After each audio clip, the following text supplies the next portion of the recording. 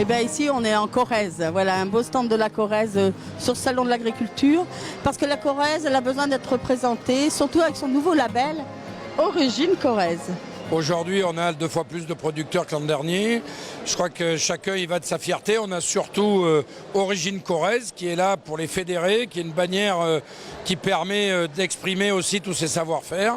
On a aussi les offices de tourisme et puis toute cette dynamique au travers de nos beaux paysages, au travers de cette Corrèze aussi à découvrir.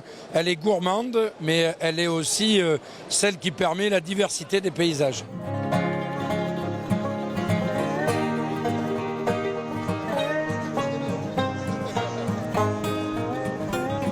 Alors on a voulu créer une marque qui puisse rassembler les produits faits en Corrèze.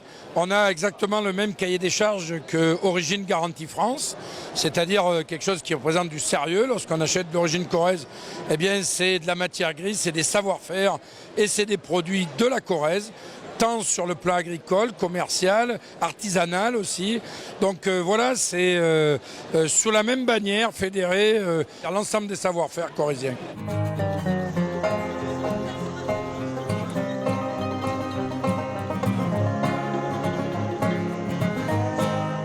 Alors on va trouver aussi bien du travail des bouchers qui s'intéressent à travailler des produits locaux, c'est-à-dire qu'ils vont acheter leur porc localement ou leur viande de bœuf, enfin les carcasses localement pour pouvoir les retravailler après et faire des bons produits.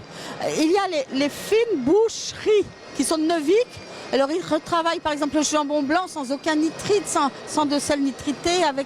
On a une vraie qualité de viande. Franchement, quand on goûte leur jambon blanc, le jambon cuit, on retrouve un goût de viande que j'avais complètement oublié. Voilà.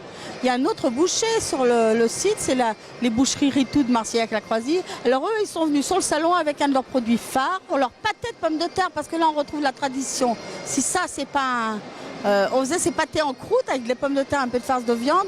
Quand les hommes allaient dans les champs, on leur amenait cette croûte, elle gardait la chaleur. C'est comme un petit four. Après, on va retrouver du vin, pareil. Alors du vin, les vins corréziens ont été labellisés en 2017. Le vin de paille, les vins de Branceil. Il faut savoir qu'en Corrèze et en Limousin, on avait un vignoble qui était plus important que l'Alsace. Et puis il y a eu l'oïdium et le phylloxéra, et on a tout perdu. Et aujourd'hui, on retravaille et ils aiment retrouver le travail d'ici. Qu'est-ce qu'il y a d'autre encore?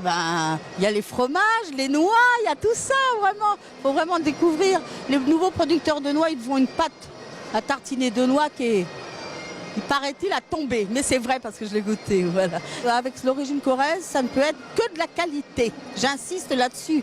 Vous savez bien que j'adore cuisiner. Et franchement, quand on a de bons produits, la cuisine, c'est facile. Hein. Et lorsqu'on achète corrézien, eh bien, on réinjecte dans l'économie corrézienne ce qu'on a gagné. Et donc, c'est de nouveaux salariés, c'est des familles qui travaillent et qui vivent au pays. Et donc, c'est important qu'on puisse avoir cette différenciation-là.